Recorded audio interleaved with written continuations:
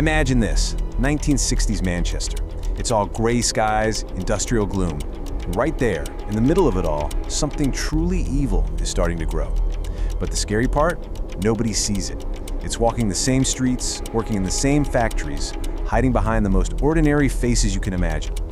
We're about to dive into that story, the story of that evil and the desolate, lonely landscape that, in a way, became its partner in crime. And really, that's what this is all about. This isn't one of those stories where someone just snaps, you know? It's not a sudden thing. It's more like a slow rot, a gradual slide into becoming a monster.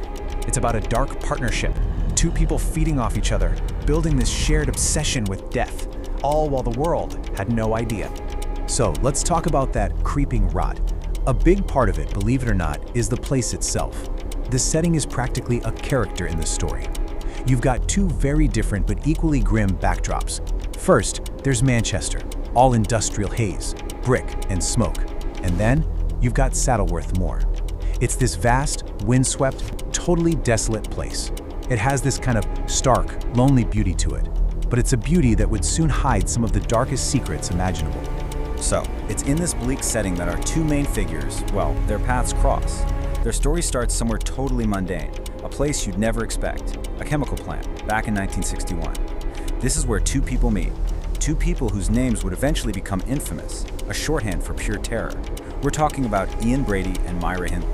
Now you have to understand, their meeting, it wasn't a love story, not even close. It was more like a dark indoctrination. On one side you have Brady. He's this brooding nihilist, reads all the dark stuff, and genuinely believes he's a superior being, a predator living among sheep. And then there's Myra Hindley. She's a typist with a really tough background. And in her, Brady doesn't see a partner, he sees a project. He sees this kind of dormant violence, this cruelty just under the surface, and thinks, I can shape that. And he does.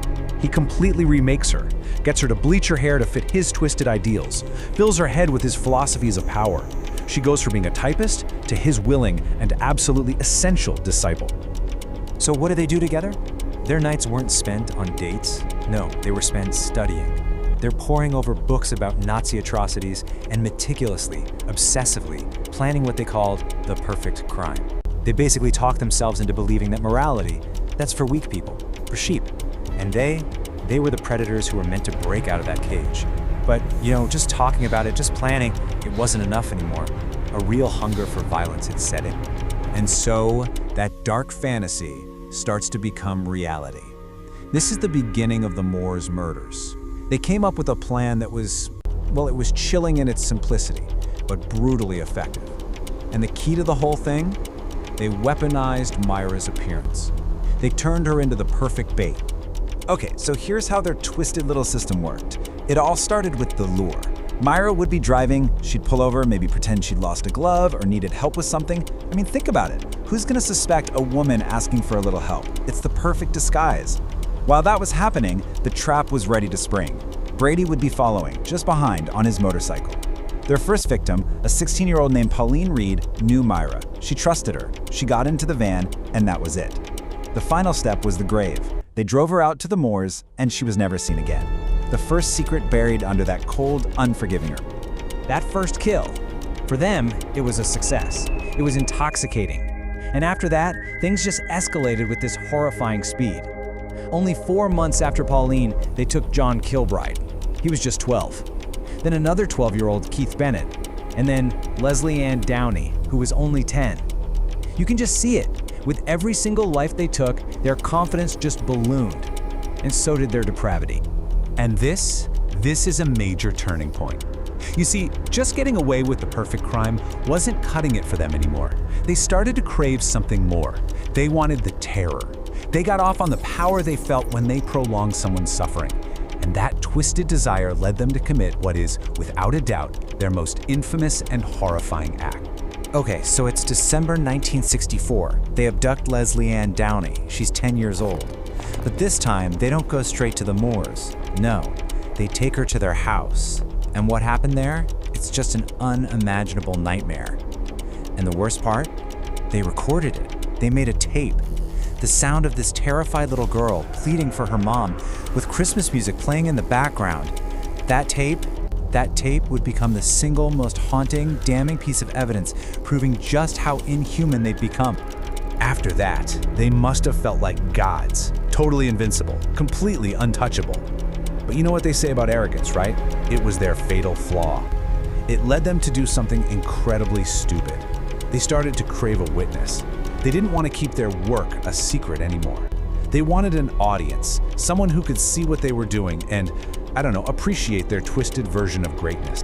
So Ian Brady gets this idea in his head. I need an apprentice. And he knows just the guy. Myra's brother-in-law, David Smith. He's 17, a bit of a petty criminal. And Brady looks at him and thinks, perfect. Here's someone I can mold. Someone who will finally appreciate my genius. So the date is October 6th, 1965. Brady decides it's showtime. Time for a demonstration for his new apprentice. He lures another teenager, Edward Evans, who's also 17, back to their house. And then he calls David Smith over, telling him to come to the living room. It was time for Smith to witness what his master was really capable of. And what David Smith saw when he walked in, it was pure hell on earth. It was Brady standing over Edward Evans, hitting him again and again with an axe. This wasn't their so-called perfect crime. There was nothing clean or meticulous about it. It was raw, it was chaotic, it was unbelievably brutal. The sounds, the struggle in that moment, whatever spell Brady had over David Smith, it just shattered instantly. Smith was terrified. He was sure he was next. So he played along. He helped them move the body. But the absolute second he was out of that house, he ran. He just ran for his life. He gets home, his mind is just completely reeling, and he tells his wife everything he just saw. His conclusion? It was simple, it was final. They are monsters. At 6 o'clock the next morning, he finds a payphone and makes the call that would finally bring their reign of terror to an end. That call from David Smith, it set everything in motion. The police raid the house, and the whole thing starts to unravel. Now, the police, they were expecting a crime scene, obviously, but there's no way they could have been prepared for what they were about to find.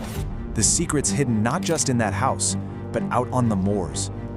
Finding the body of Edward Evans, that was only the very beginning. I mean, the house was like a treasure trove of their own evil. The police found Brady's library of dark books. They found that horrific tape, the one of Leslie Ann Downey. And then they found the key to everything, a simple luggage claim ticket. So they follow it, it leads them to a suitcase, and inside, photographs. Dozens of them. Just Myra Hindley, posing out on Saddleworth Moor. And the police realized pretty damn quick, these weren't vacation photos. These were markers for graves. So, with these photos as their map, the investigators swarmed Saddleworth Moor. And just like that, one by one, the Moors started to give up their dead. They found the shallow graves. The so-called perfect crime, it was completely undone. Not by brilliant detective work, but by the killer's own staggering arrogance and their obsessive need to keep souvenirs of their evil. But even with all those discoveries, the Moors still hold one last heartbreaking secret. After all this time, after all the searches, the body of 12-year-old Keith Bennett has never been found. His grave is still out there somewhere. It's this painful open wound in the story, a final silent act of cruelty from two killers who took that one last secret with them to the grave. And so you see, even though the killers are long gone, this story isn't really over. That landscape they poisoned, it's still there. It's a memorial now to the young lives they stole. And it leaves us all with this one haunting question. It's a chilling thought that some mysteries, some secrets, might just stay buried forever, whispered only by the wind that blows across the moors.